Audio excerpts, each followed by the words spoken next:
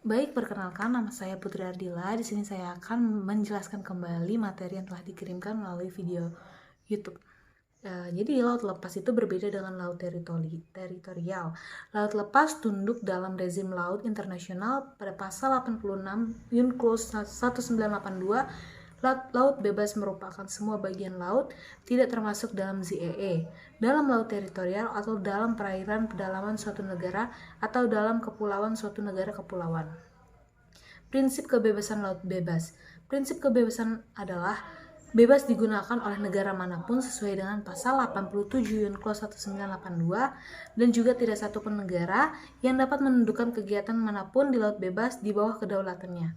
Laut bebas hanya digunakan untuk tujuan-tujuan damai.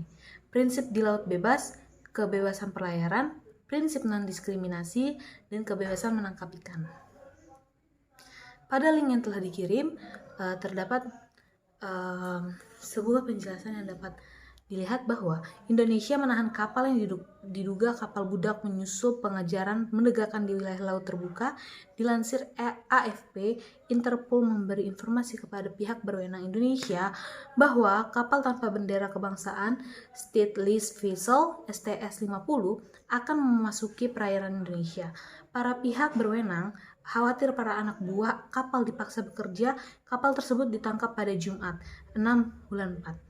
Sekitar 60 mil atau 95 km dari Pulau Weh di Provinsi Aceh. Ada 20 orang Indonesia, 2 orang Ukraina, dan dari Pulau 8 orang Rusia di dalam kapal, termasuk kapten kapal menurut perwira senior TNI Angkatan Laut.